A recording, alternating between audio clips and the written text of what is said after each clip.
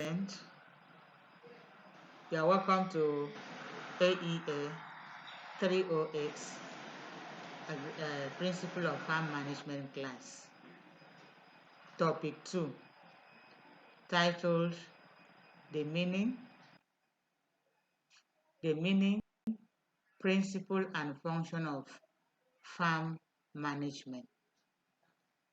I know you really enjoy topic 1, and I assure you that topic 2 will be very interesting.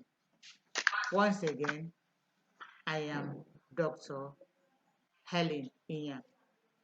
Stay put and listen. Thank you.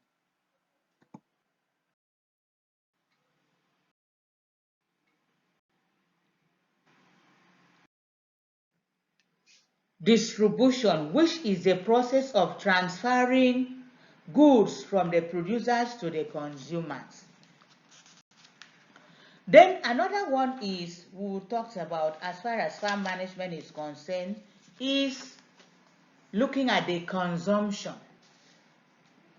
Consumption, which is the satisfying of wants through the uses of goods and services, and also exchange of goods and services, which concerns the attempts made by man to exchange whatever he or she produces from the goods and services of other people. Then there are other areas of farm management which include the study of financial management. This involves keeping financial records, raising funds for farm businesses, and how to make careful use of funds. So besides all this, farm management includes the study of marketing of agricultural products, the study of farm inputs, such as to ensure proper coordination of land, labor, and capital. So the right quantity of these resources needed on the farm are also studied in farm management. In general, since the ultimate goal of studying farm management is to make maximum profits, the study of farm management rests on a broad information of the study of human nature, and it is most fundamental prepositions that is applicable to all kind of mankind.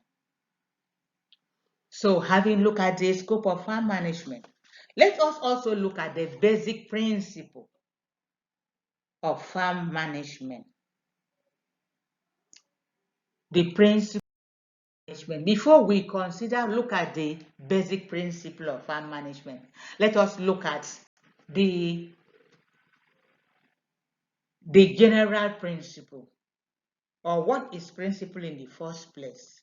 A principle is a fundamental truth, the basic of reasoning, the primary element or law, general law.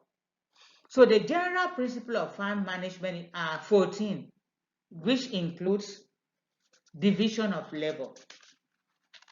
So when we are talking about the division of labor, we cannot overlook specialization. So division of work, that is specialization, whether by workers or farm managers, is necessary to provide the required knowledge and expertise needed in the farm.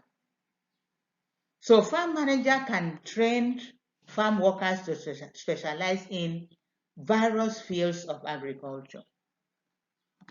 Another one is authority and responsibility. So these are formats. When we are talking about authority and responsibility, authority may be formal, conferred as a result of position in organizational hierarchy or personnel. The result of personnel characteristics, ideally, it should be both. That's when we are talking about authority. So responsibility must go with and match authority. There shouldn't be responsibility without authority. Once one is given a responsibility, it will back up with authority to exercise what he was authorized to do. So the purpose of authority is to direct activities in the right direction. Sanction or punishment must be available to be applied to those who are not conform to the authority. The next one here is among the general principle is discipline. This may arise from the formal or unwritten agreement between management and workers as to what is proper conduct, or it may be imposed on workers solely by management as discipline. Once a worker or such person needs to be disciplined, it must be a written document or unwritten document. Unity of command. Unity of command here, each worker must have one boss from which he receives order, instruction from. So departmental responsibility must be very carefully set out so that there are no overlapping of authority. An worker and an officer has just one boss which he or she receives instruction from or order from. And as such, since the units are being divided or split, there are many, so they should have a split of responsibilities, and so that it will not overlap in the management processes. Let us look at the unity of direction. We have just finished the unity of command. Unity of direction. There can only be one head of organization whose job is to see that all efforts are directed to the same overall goals.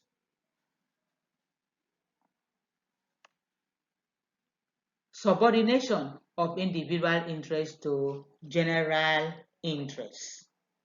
So at the individual level, the employer or the manager must submerge his personal interest, that is, must bury his personal interests or leave them behind at the workplace door. Once you enter the office, your workplace, your personal interests must be buried, must be left behind.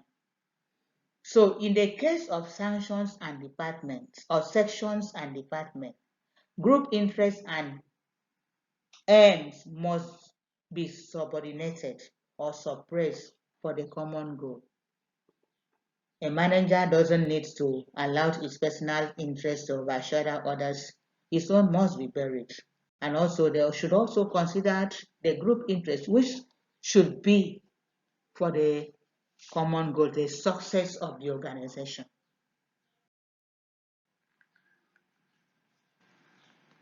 So having done that, we look at the remuneration of personnel.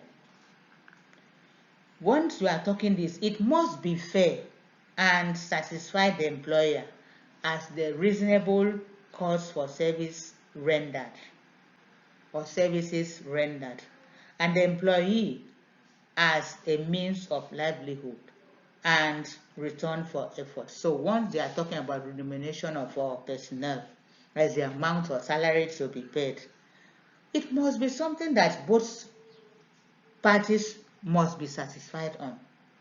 The employer will be happy, at least I have paid this for the services rendering to me. And then the employee must also be happy that this is the amount of money I am collecting at the end of my services or the month, rendering services to my employer.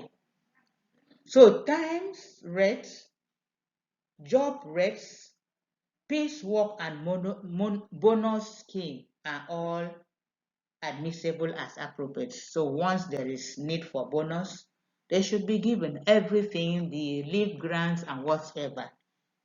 The employee needs to also enjoy all these benefits. Centralization. When we talked about the is the degree of the centralization that will be, that is, it should be varying according to the circumstances and the ability of the people concerned. So everything has to be done according to the situation or circumstance and the ability of these people, the workers concerned. Scalar change. This is the line of authority from superior to subordinates, from the top to the bottom of the business. So in each aspect of businesses, the chain must be or must not be broken. That is, at each level, a man must have an immediate boss who himself has a boss, and so on up to the managing level or up to the managing director. So the scalar change is a channel for authority to communicate and implement decision. Order. A place for everything and everything is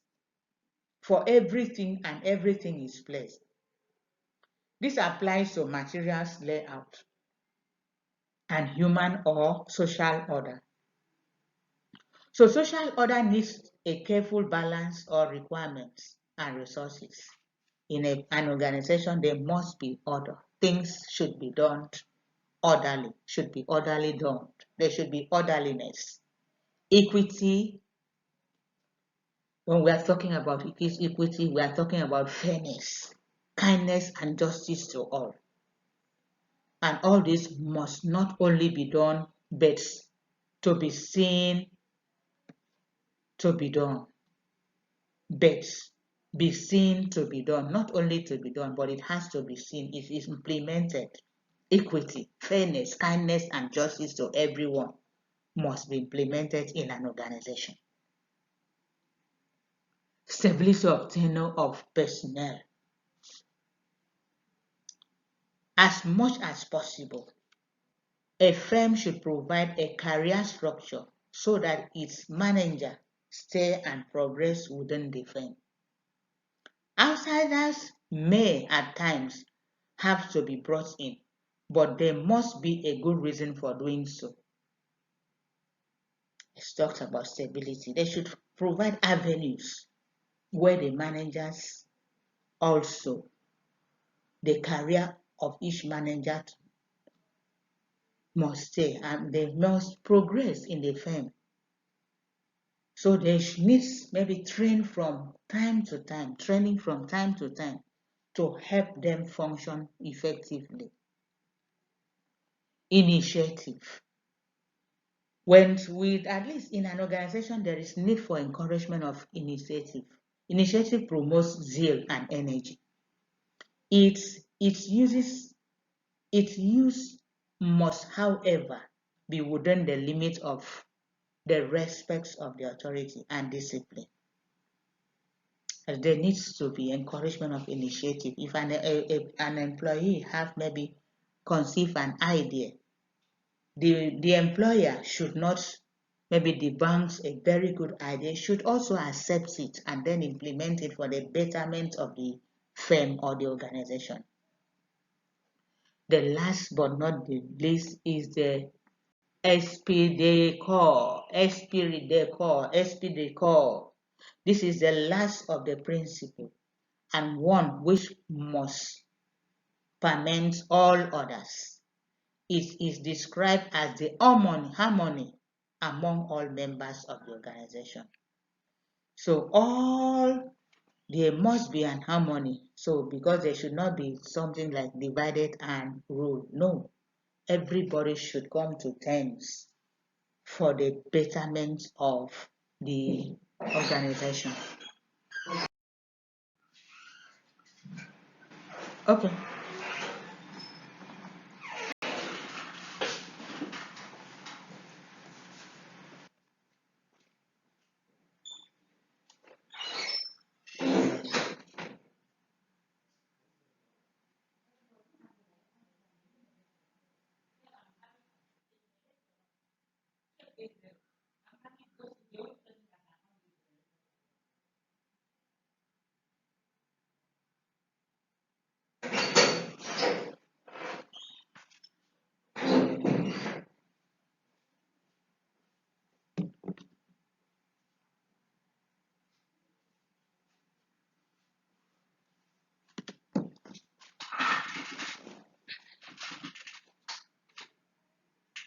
So let's consider the basic principle of, we have just finished the general principle. So this basic principle emanated from the general principle. So let's look at them. This is planning and control. Planning and control are important tools in farm management. They provide the administrative aspects of the management. The essential steps in planning and control involves setting of goals and objectives, laying down of responsibility for specific sections, determining or setting appropriate standards of performance through systematic analysis, and assignment of relevant facts, then ensuring effectiveness by continuously comparing the achievement with the set goals. Work specialization, simplification, and standardization of all help to make the routine effective. Then the second one is organization. Organization involves defining individual responsibility as well as interrelationship between sections. A large firm or farm business establishment involving many enterprises require subdivision into appropriate sections with specialized functions or related functions. As the organization grew larger, the individual supervisor may become overloaded. Then the need then arise for delegation of parts of the responsibility to lower level of supervisors. Arrangement must then be made to ensure effective coordination.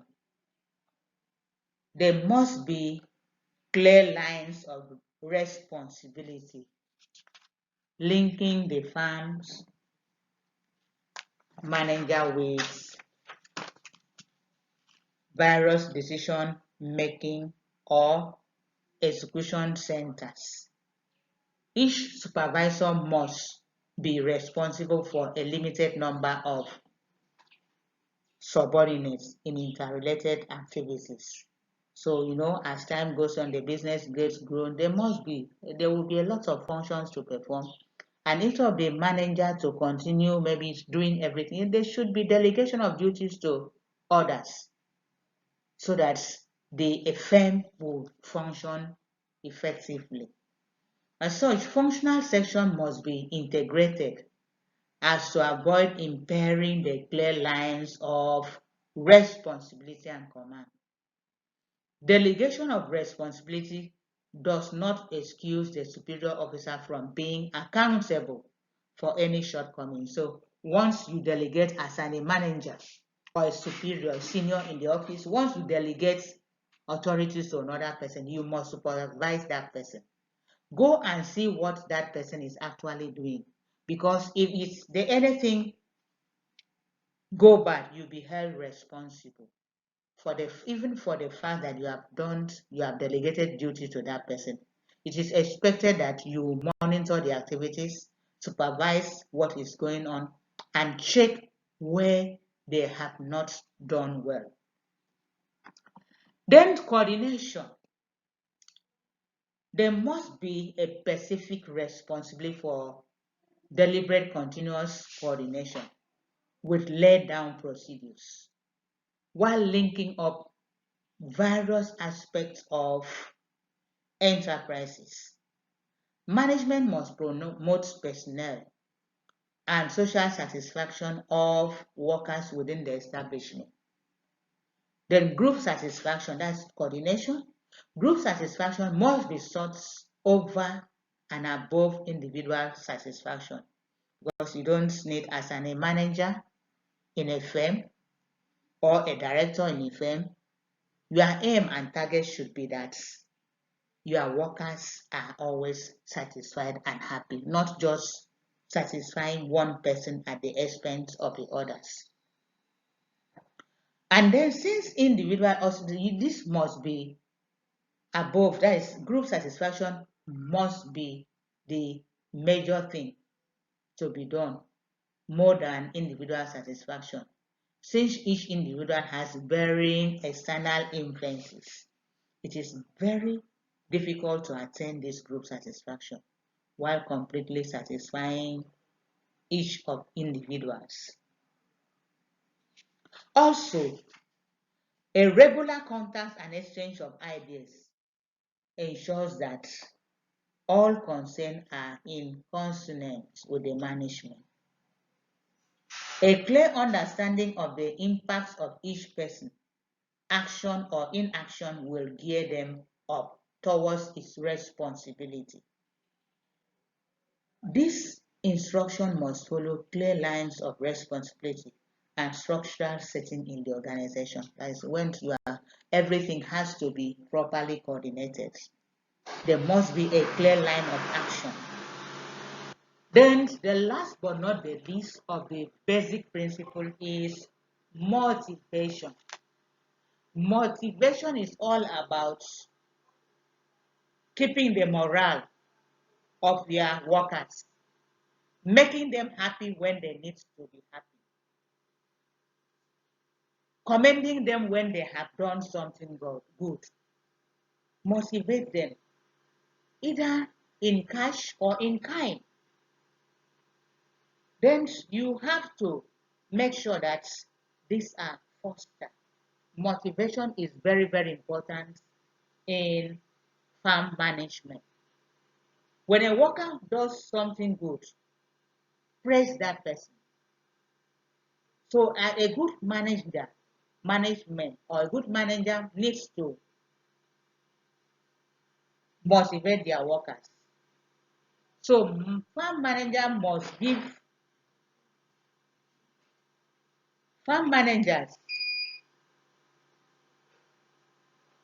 must give workers room to contribute more than mere performance of allotted routines. There must be of the security of the security of the job and confidence that one is not simply being used. There must be fairness and objectivity in dealing with workers. Where there is commendation, commend them for what they have done. That is a function of a good farm manager. And also, where there is discipline, such person must be disciplined.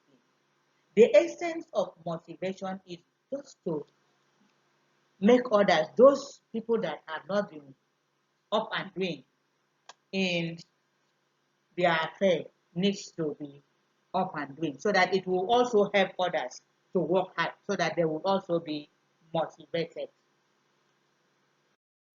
So let us also look at the special characteristics of agriculture that affects farm management. So these special characteristics includes risk and uncertainty. This has to do with risk and uncertainty. So when we are talking about uncertainty, uncertainty is a situation where an action has got a set of possible outcomes. That is, the probability of which is completely unknown. An action that has gotten a set of possible outcomes, which the probability of is not even unknown. Nobody knows what will happen. But risk is a situation where each action leads to one of a set of possible outcomes. Each outcome occurring with known probability. That is it. That means there is difference between risk and uncertainty. So uncertainty, the probability of the outcome is not known. You don't know what will happen. Taking for example, the farmer only knows when he or she cultivated their crops. But what will happen next time, they don't know. Whether they will be able to have a good harvest or a bumper harvest, they don't know. They will only wait and see. If maybe flood will now be come up and then destroy their farm, they don't know. If there will be disease outbreak that will affect their animals, they don't know. But risk is a situation which leads to one of a set of possible outcomes. In risk, you can take risks and then you come out victoriously. That one, the possibility as of occurring or is known with a known probability. Taking for example, no one can assign probability to how many times he will fail, a worker will fall sick within a year. Farmer normally calculates its labor requirements on a ground that its worker will be healthy throughout the year and that each laborer will supply at 8 hours, 8 working hours per day. Also, no one can precisely predict when he is going to die. No worker, no manager. Farm manager may project his activities for the whole year and he may not reach the end of that year. So these are the uncertainty on ground. So any situation where one cannot predict what can happen is normally regarded as uncertain situation.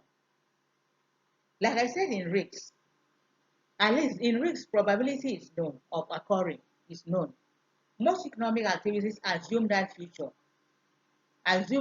future can be predicted with some accuracy. This is not usually true, most especially for agricultural production.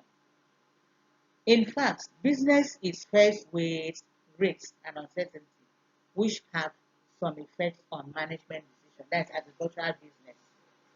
So looking at these risks, sorry, we have to consider the types of risks and uncertainty before we go to the dots. So here, under these types of risk uncertainty, we have production uncertainty. When we are talking about production uncertainty, this is when farmers practice operates in an environment which is, in most cases, is beyond their control. As farmers, when they produce, they produce in an environment that is, because they don't know what will happen. The climate may be so bad that will affect their production. Or even humans problem too. A human being can also introduce uncertain situation to the farmer. So very weather, like I said, climate, very weather condition, crop failure and animal disease prevents timely execution of farm management. Prevent timely execution of farm management. Production of uncertainty can manifest itself in various ways. For example, under a rain-fed agriculture, the yield of crops will depend upon the amounts of rainfall recorded at that period. The total crop failure can also result if rain does not fall at all or fall at all, or if it does not fall at the right time. That is it now. No, at a time maybe after planting, the rain will stop, drought will set in. What do you think will happen to the seedlings, to the young growing crops? Some of them will die. So the next time after rain, now when the rain starts falling, and the farmer will start replanting, which sometimes it may not yield very well because maybe once the planting period has passed, it will not do very well. So total crop failure can result if rain does not fall at all, or if it does not fall at the right time. On the other hand, excessive rainfall can also cause erosion and leaching of plant nutrients. So this problem of weather may also affect harvesting and drying operation. There may be also outbreak of diseases, which could wipe out a whole livestock population on the farm. Taking for example, the outbreak of avian influenza in Nigeria. At least we all remember how so many farms were wiped out. So many poultry farms were wiped out as a result of this disease. So all these have serious implications on farm management. Let us also consider the price change as one of the production risks, types of risks and uncertainty that affects farm management. Price changes. The inputs which the farmer uses and output which he produces are both subject to wide fluctuation in prices. Input price really go down, but the price of outputs can easily go down too. Price really go down. Input price, during planting period, you will see that the price of inputs will shoot up because they know that, and so many people want to plant at that time, at that point in time, it will shoot up, it will go high. But during harvesting period, reverse is the case. When so many people harvest the same thing, taking for example, during harvesting maybe period of corn, corn will be flooded the market, and as such, since there are so many people supplying this corn or maize in the market, it will force the price to go down because everybody wants to sell their produce and go. They don't want to maybe go back with it. So automatically the price will come down. And you can see that. So seasons and also overproduction affects the price of an output. In a situation whereby maybe last year there was scarcity, or 2 years ago there was maybe scarcity of rice in the market, short supply of rice in the market. So when people discover that rice is becoming very expensive, you see that everybody will want to cultivate rice.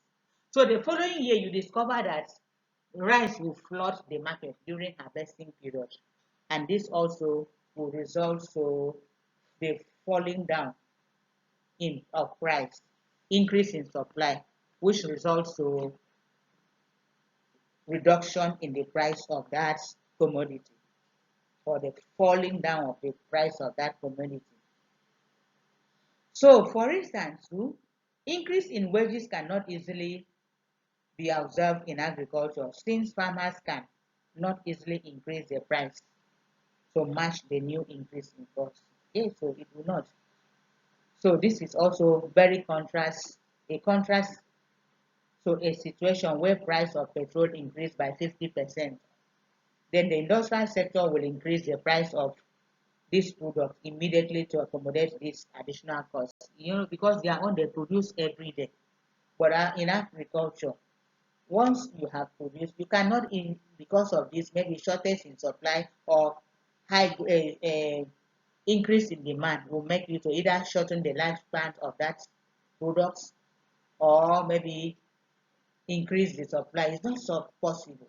So you must wait at a constant time. The increase in price will come gradually as far as agricultural production is concerned, or product is concerned. Another type is government action of uncertainty that affects the farm management. Government action and policy. You see, especially in this country, various government take action, the effects of which are supposed to be felt in farming. Usually the farmer may be unaware of what government action will be before the production season. There are also policies like guaranteed minimum prices, land use decree, agricultural credits guarantee scheme, abolition of commodity market board, etc. all these policies has importance and are important, and the management decision must be taken within this framework. Sometimes the government will just wake up one night and say, we are going to do this.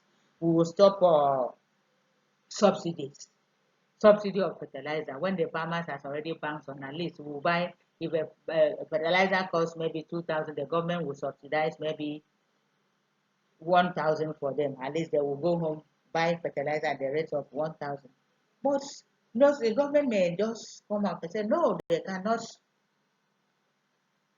they will no longer subsidize fertilizer for the farmers. As such, the farmer will now, most of them who happen to cultivate a large acres of land may not be able to have money to buy enough fertilizer that will cover the land they cultivated. This will affect their yield, which invariably will also reduce their income. Then let us also look at action of other people. Action of other people too. So agriculture is also practiced by a large proportion of Nigerians. Most of them operate on, most of these people operate on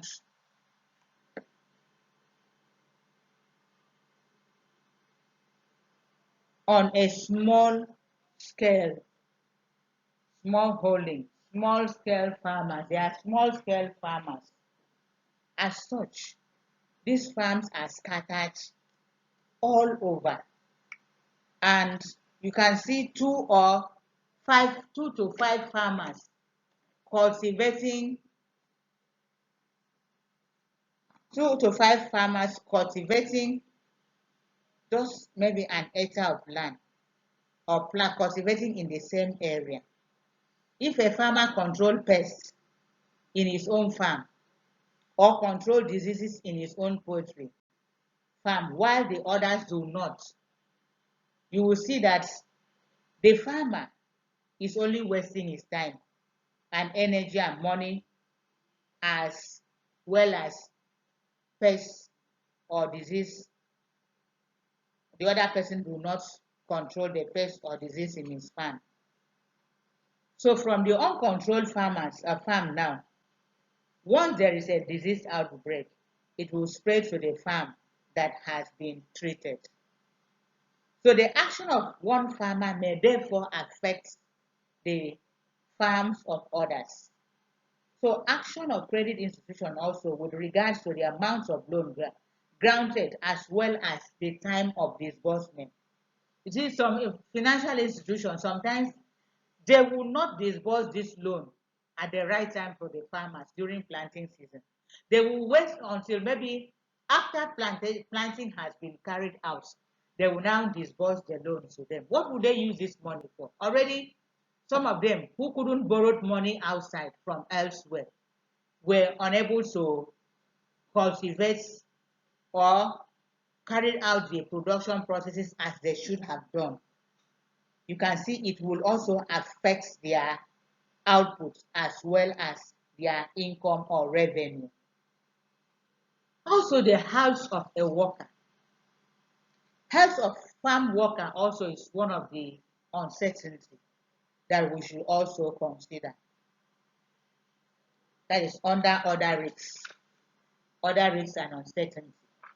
When we are talking about other risks and uncertainty, we will also consider the health of the worker.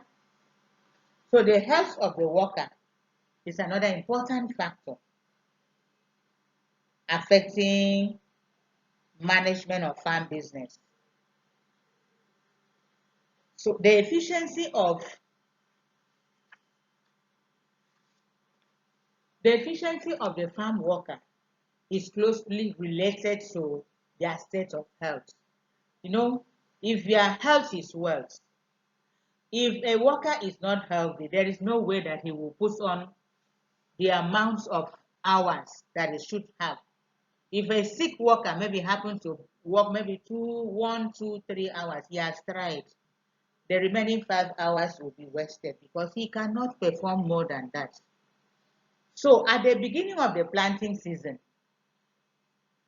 farm manager will calculate the labor requirements for each month based on the condition that the farm worker will be healthy throughout the year. Also, death of the farm worker and diseases like guinea worm can also take workers completely out of the farm. Sickness and death of the farm worker can affect the achievement of labor objectives for the year. There are other risks too, other risks and uncertainty that will also affect production, affects farm management. So one of the problem of this is that is the one of these problems facing farm management is new and old. That is the problem of risks and uncertainty. So apart from the problem of production uncertainty discussed earlier, there are other examples such as water shortage, power failure, change in technology, and so on, which may completely or complicate the farmer's decision. So due to frequent, when we are talking about electricity, power failure, due to frequent vandalization of electric cables in many parts of Nigeria, electricity supply is no longer reliable. So any farm business that depends on electricity supply may run into serious problems, as the generating set that was designed only to assist public power supply may eventually be the only source of power supply. Now, fuel is increasing, and then the generator may go bad, and then the farmer may not be able to carry out a lot of production activities as it should have been. Also, invention of new technologies and method of farming may lead to obsolescence of production techniques and farm equipment. This may have serious effects on farm plan and management decisions. So having seen all these, the types of risks and uncertainty that affects farm management, let's also look at the farm, that's management of risks in agriculture. So the following, these are the methods that are used in management of risks in agriculture. The first one here is flexibility. Flexibility means planning in such a way as to be able to shift interest when favorable condition or unfavorable opportunity arise or favorable opportunity arises. So it will not be advisable to have too rigid methods of production. Yes, so especially the farmers who are predominantly illiterate. They are used to this, their crude method of farming. So even when new technology comes in, they will not want to embrace it. As such, they will miss out the opportunity of maybe having a high yield or high output. See, farmers normally operate in a dynamic environment, and information about improvement in production method often become available to them. Small changes in price of the resources may need a recombination of resources, which will allow the farmer to take advantage of greater profit. But sometimes some of them doesn't hit to this. Some example of flexibility in farm organization and production method includes proportion of fixed to variable input or costs. The proportion of fixed to variable costs on the farm enterprise can influence the ease with which the farmer moves out of a particular enterprise. The higher the proportion of fixed costs, the higher the loss, which condition becomes unfavorable. That is when the fixed cost outweighs variable costs. The farmer may not really be able to move easily from one enterprise to the other. So businessmen who are uncertain of long-term investment could invest in enterprise that yield results in short term. We're taking, for example, the grain production as opposed to fruits production. As if you don't have enough resources, you may not go into long-term investment. The best thing you should do is to cultivate short-time result to short-time investment or cultivation. Instead of cultivating three crops, why don't you go for grains that maybe takes about a period of 3 months to be due for harvesting? As time goes on, you can now introduce three crops into your farm. That's what's called for flexibility. Then the next thing is diversification. Diversification, as the name implies, is involvement of farmers on more than one enterprise at the same time. So the basics of using diversification as management processes is as risk management, as is a strategy against risk, is that it yields or price of all chosen enterprise are not likely to be adversely affected at the same time. This combination of more than one enterprise can reduce loss of annual income caused by damage of one of them. When you have to be very diversified, you are not planting maybe crops that are maybe almost the same prices or attracts maybe that absorbs nutrients from the same level together, because you may end up or crops that are likely to affect by the similar disease outbreak. You don't need to bring them together. You have to plant things that are not really related so that you'll be able to, if this one fails, you fall back to the revenue generated from the sales of the other one. So this combination of more than one enterprise can reduce loss of annual income caused by damage to one of the enterprise or one of them. Enterprise with the lowest correlation of net income can be combined. For instance, to reduce variability of income resulting from crop production. Crop like yam and cassava should not be combined, yes, because they are deep-rooted crops. They obtain nutrients from the deep inside. So such crops cannot be combined because they require nutrients almost at the same resources. So income for this type of enterprise, these two enterprises are likely to be affected by the same factor. So on the other hand, income from poultry is not likely to be related to yam production or even to maize production. So except if that maize is grown to feed the livestock, that is when the income will be related. In other words, to maintain a stable income, crops and livestock should be combined. Yes, that is very good. That is diversification. Then another way of risk management in agriculture is contract. This one way of diverting contract is one way of diverting risks to others by the use of contracts. Under this strategy, a buyer assures a seller a fixed price in advance, and goods are directed to the buyer at a future date. You see, this take for maybe giving contracts. I want to buy this. I'm giving you contract of this. This is how much I will buy your products after harvesting. So apart from taking care of price fluctuation, it will also assure the seller a market outlet. Because the seller now, the producers will now know, once my production is ready for sales, I will just take it to the person that we have already contracted. He has already accepted offer to buy from me. So as such, the farmer has already forget about the price fluctuation.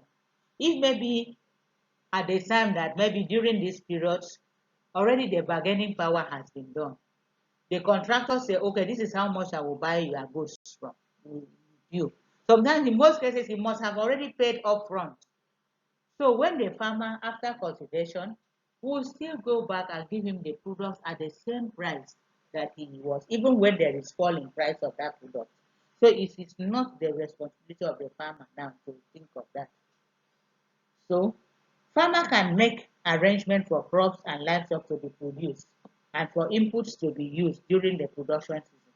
If the price falls, you say like what I was saying, the farmer will get the higher contract price for what he produces. If, however, the prices increases, the farmer will lose. Yes, 50-50. Either the contractor will gain or the farmer will gain.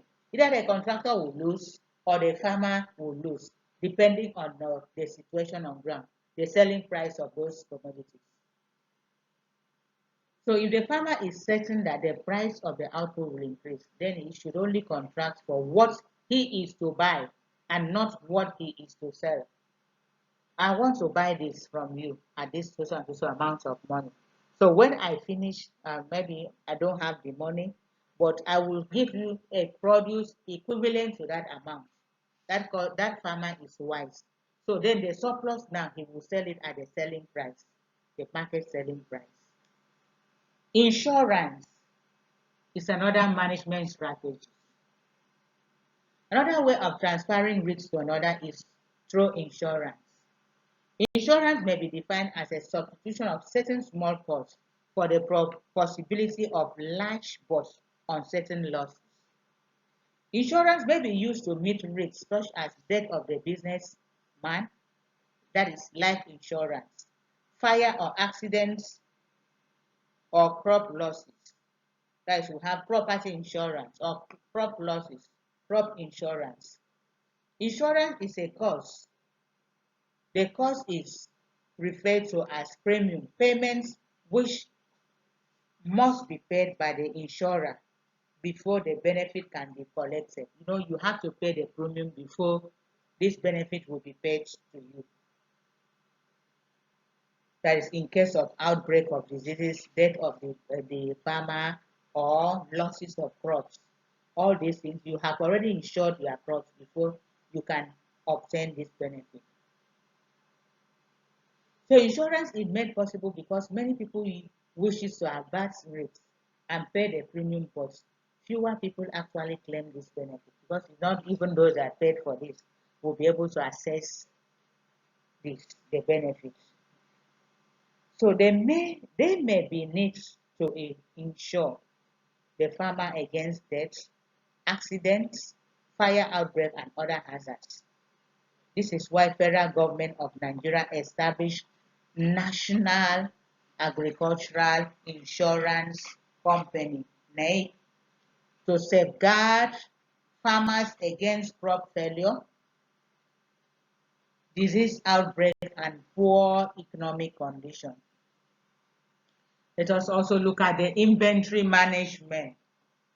This is one of the risk management strategies too in agriculture. A good farm manager must be able to watch movement of prices. If price of his farm outputs are likely to rise, for instance, he should be able to stock his warehouse. And when the prices are likely to fall, he should also be able to dispose of the product immediately. He should stock less, sell more, and stock less. Similarly, the farmer can watch out for movement of price for his farm inputs, that is inventory. You look at the market situation, gather information. If the price of the products will be maybe increased in future, you stock more. But if we discover that the price will be reduced, fall, you stock less and sell immediately after harvesting. The last but not the least is the guaranteed minimum price. These are many factors or many programs. There are many programs put in place by the government that are aimed at helping the farmers. One of such programs is buying of the farmers' crops at an agreed minimum price. If the farmer cannot sell the crops at the current market price. For this time to be effective, for this to be effective, the minimum price must be enough to cover the cost of the production of such crops or livestock and allowed for normal profits. So the government will do this, set up a minimum price. If at the end of the maybe harvesting, the farmer is unable to sell all what he took to the market, then he will now take it to the government and pay. The government will now accept to, okay, give me, let's buy it at this amount of money. And this amount of money may not is not something that will make them to lose or to gain extraordinary profit, but it will make them to get a normal profit. So having looked at this, consider the decision making function. Having looked at these types of risks and the management strategy, what is the decision making function of the farm management? Let's look at the concepts of decision making. Decision making is a process of thoughts or deliberation that results in a choice, alternative foregone. Choice, when you are talking about choice, you make an alternative foregone, having an alternative. So this division implies that the decision making involves making a choice from possible alternative resources. Making a choice from possible alternative resources like in other businesses. Decision making in farm business is one of the most important activities that a farm manager has to carry out. It is important that farm managers should allow gradual and sub subsequential process in taking decision. Subsequential process in taking decision. A wrong decision at a particular stage in the production processes can lead to total collapse of the farm business. Also, the success of any farm business will depend to a large extent on the right type of decision. So it is a decision that you make. Either you make the decision you make will now give you a high profit, or decision you make may collapse your business. It all depends on the type of decision you make. Let us look at the process. There are 7 essential steps that must be followed when making decision in farm management. These steps include identification of problem. Here, identification of problems. A problem is identified as soon as the farm manager discovers some deviation from the past experience. As the farm manager has been able to identify the problem. Once you discover deviation, changes from the past experience. Once the farm manager notices any strange happenings or unusual occurrence, then the problem is already identified. Then having done that, you look at definition of the problem. This involves locating the root cause of the problem identified. This requires establishing what is responsible for the problem. You look at what is the root cause, what causes this problem. So having done these two, you now look at the solution. So after establishing the cause of the problem, you can now get some possible solution to it. You find out how to be able to solve this. Then having looked at the way on which you'll be able to solve this, then you analyze the suggested solution. Analysis of the suggested solution involves getting the implication of each possible solution. Okay, this is how I will be able to go. What is the implication of this solution? This is what I will be able to do. What is the implication of this solution? And then by the time you do that, then this involves cutting the cost also. You also consider the cost of solving each of these solution or problems. Then the resources require both human and material resources. And then the workability of this solution. You should consider all those things. And you must maybe look for the the the the resources that will not cost you so much in solving this solution. Then select the best solution. After considering different solutions, considering them, and then you select the best, the one with maybe the barest or the least cost. From the point of view of cost, that is, you select the best. From the point of view of cost, human resources, material resources, and workability of solution, the farmer can now choose the best alternative solution.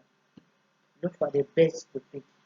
Then, having done that, you now go into implementation of this decision.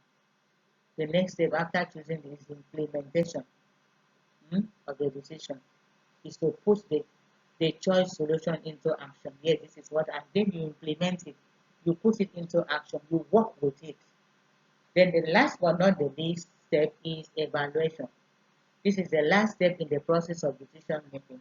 It involves comparing the results of performing of your farming business at the end of decision to the time before decision was taken as evaluation. You now look at what you have, compare them together.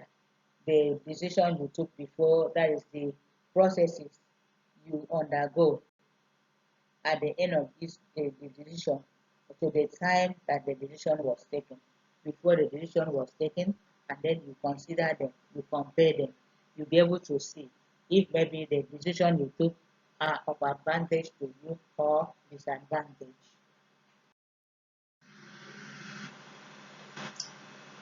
So let us look at the different types of farm management decision.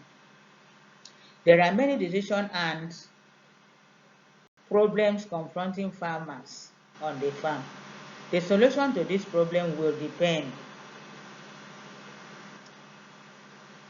determine to a large extent whether the farmer or the farm manager is going to be successful or not. So the type of problem facing them or the farm management include the following. Look at this. Choose what size of farm to operate. When you are looking at what size of farm to grow, the solution to this will depend on whether the farmer wants to go on mixed farming or mixed cropping, or it will also depend on the value system of the area and some other factors. Then there are some areas that do not consider maybe production of pigs. That is their value system. It's an abomination to such area. You cannot go into production of pigs in such area, because if you do, it will affect you. You will not have already market. As one size to operate the solution. Here the operates the solution. This depends on many factors like the type of crops cultivated, type of animals, where amount of resources available, land tenure system of that area. Then combination of crops also, like I said, depends on the value system of the area. So you must know what you want to go into. Is it a mixed cropping, mixed farming, or whatever? Then let us look at the third one. What system of farming should be followed? Those that goes into maybe following of continuous cropping. So we looked at this. Available system of farming includes monocropping, mixed farming, that is for animal rearing. We have intensive, semi-intensive, and extensive system. So that is for this, what system of farming should be followed. Then what is the most profitable method of production given the available resources? You also have to consider the most profitable method of production given the available resources. You need to look at those things. And then the fifth one that is what kind of machineries or equipment to use. and at what level of production do we substitute machineries for labor. You should consider all this, and how much of the family labor and how much of the paid labor you use. You must have a kind of a diary or a record book, so write on daily basis the amounts you spend on paid labor, the amounts that's supposed to be spent on family labor. Those ones can be kept aside because those ones are not your gain. Even when you use family labor, you must devalue it. You must put them on a man day and then know how much suppose each laborer should be, and then you put that one aside.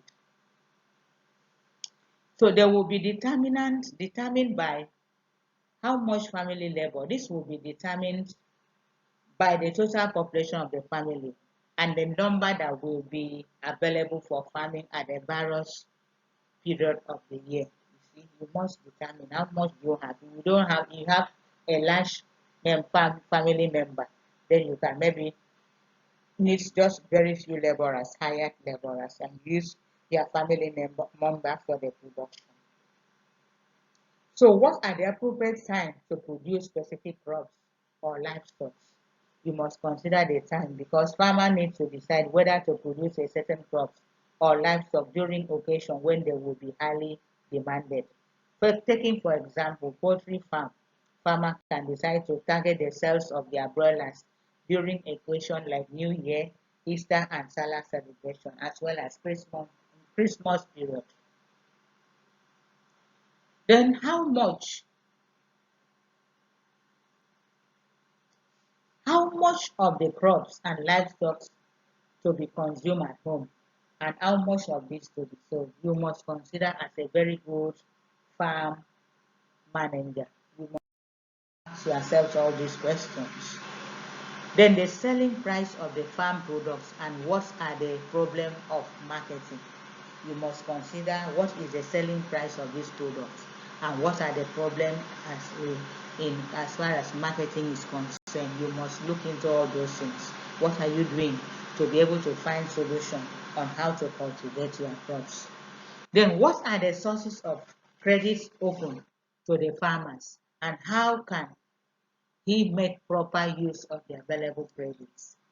You must consider all these things. The farmer must consider all these things in making management resources so that you'll be able to make appropriate and a correct management.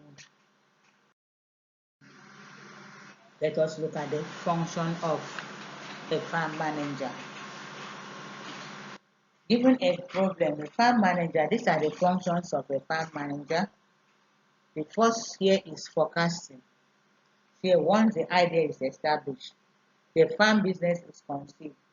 Forecasting begins to in terms of expected quantity, how much you intend to produce or how to have as a result, or if all things being equal after production, all things being equal, how many tons of yam will you harvest for those that planted yam after all things being equal?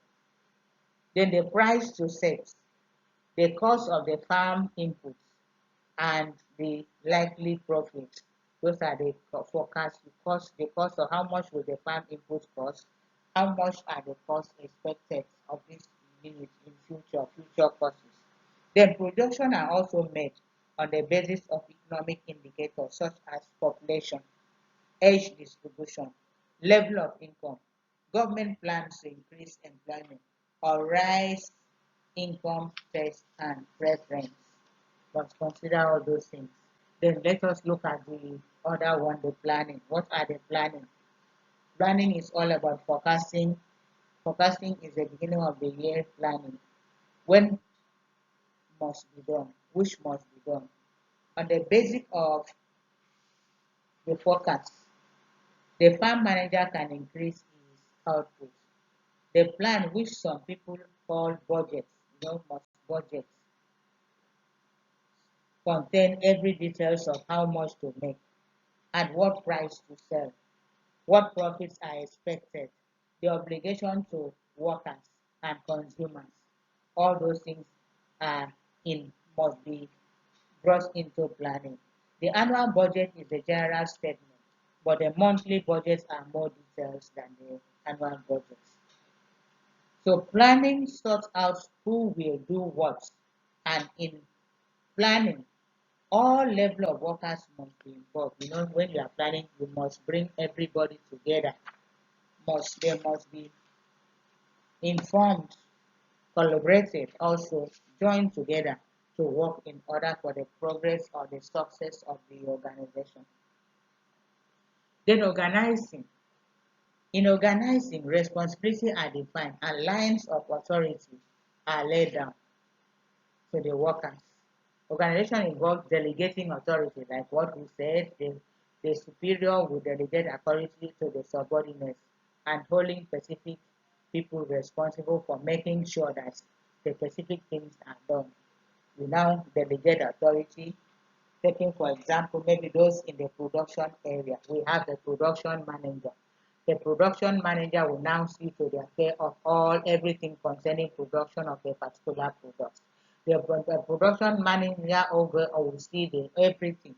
At the end of it, he may delegate authority to the subordinates, and then the subordinate, and then will also be able to delegate the authorities to others.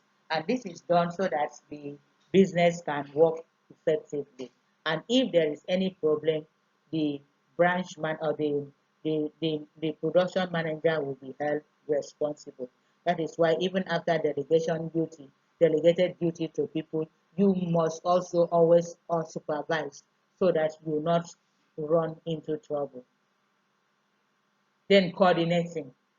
Coordination is essential since farm business is segmented into various enterprises, each doing its own bit. The work of all the segments must be harmonized so that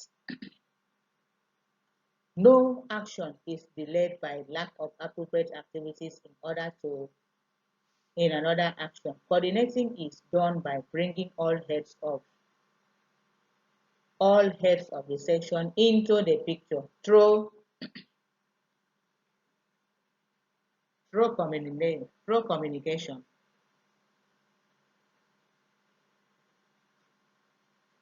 Through communication, general meetings are held at intervals in which new plans or changes in plan are announced and discussed by the farm manager.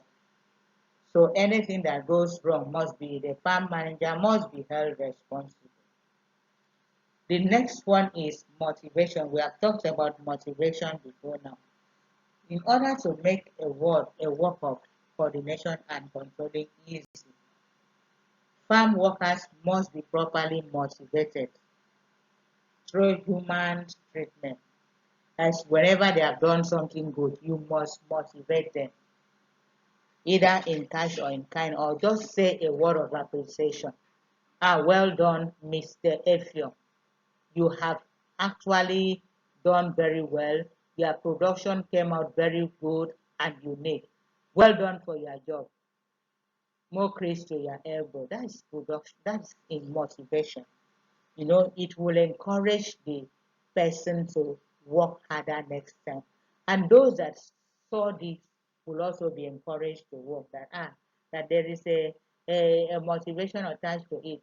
Praise and then you must be attached to it. But sometimes it may not only be this kind of rewards. You may give them cash or gifts to show that this is or maybe a certificate of award.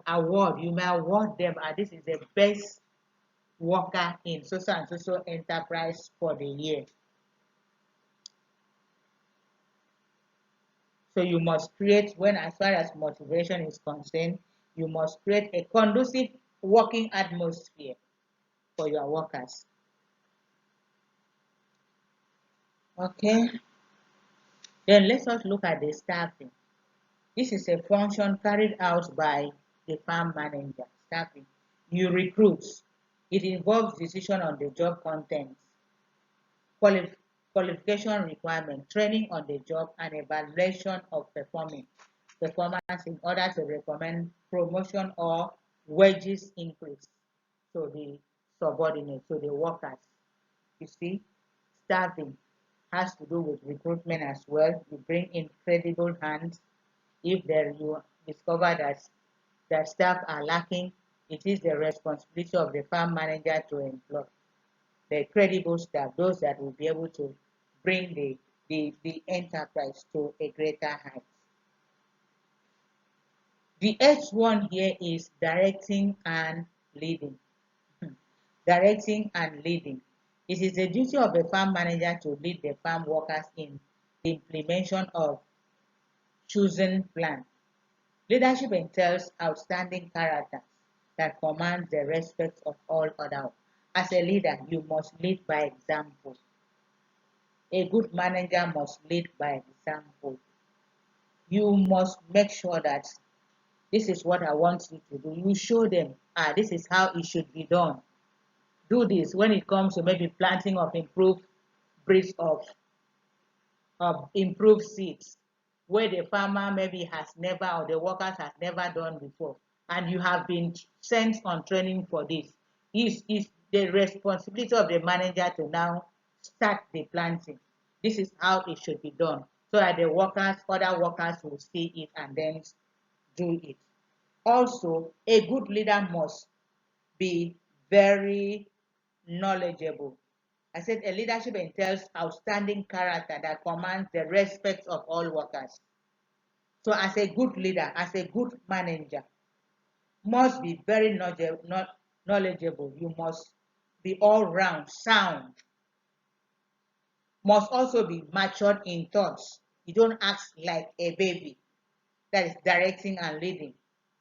Matured in thoughts and action with balanced judgment and decision, which are usually satisfied to most farm workers. You must accept responsibility as a good leader for their actions and must be firm. Whatever they do, they must be firm as a good leader.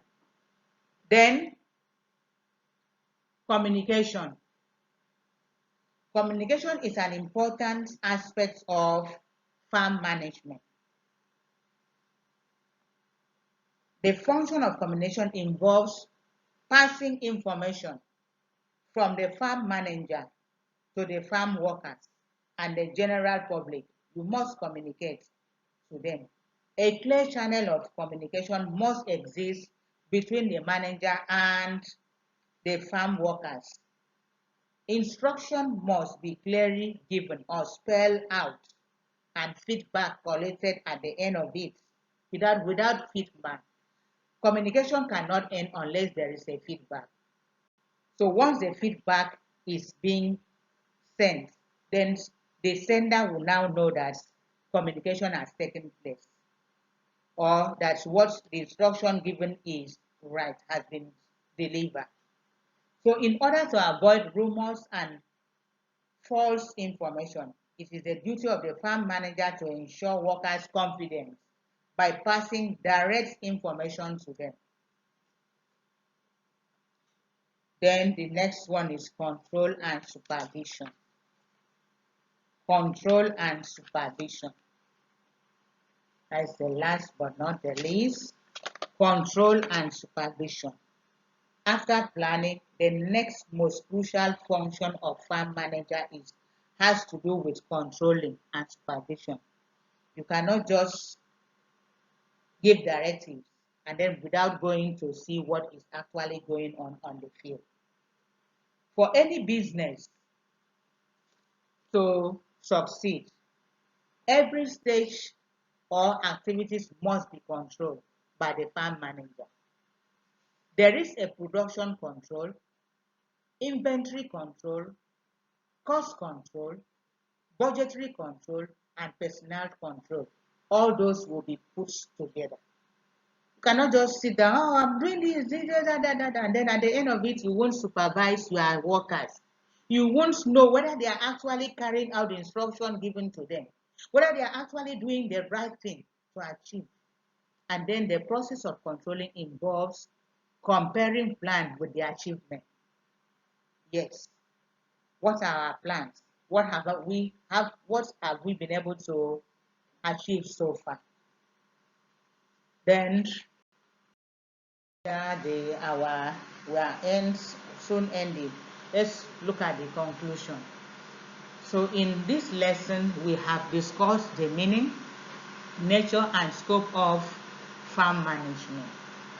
So we have also noted the fundamental law guiding the operation of farm management. It could be concluded from our discussion that any farm manager that fails to strictly adhere to guiding principles will find it difficult, if not impossible, to achieve its goal. We have also discussed the special characteristics of agriculture that affects farm management discussion. So from our discussion, it was concluded that price of farm outputs cannot easily be adjusted like the industrial products to meet the unforeseen circumstances.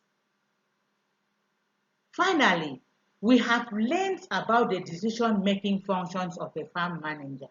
In conclusion, the farm manager should aim at making the business of what the customer needs is priority and endeavor to provide those things better than has been previously done by other farmers.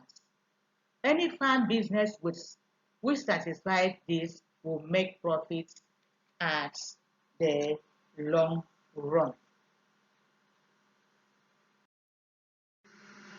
Summary.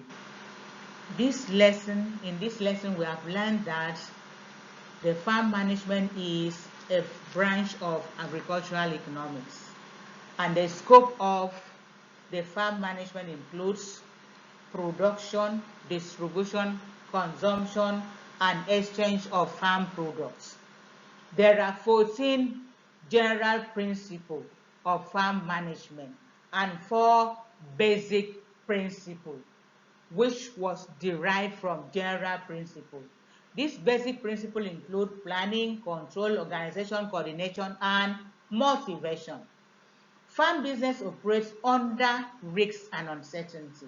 To avoid risks and uncertainty, you have to be flexible in plans, diversify enterprise, transfer risks to others through contracts and insurance.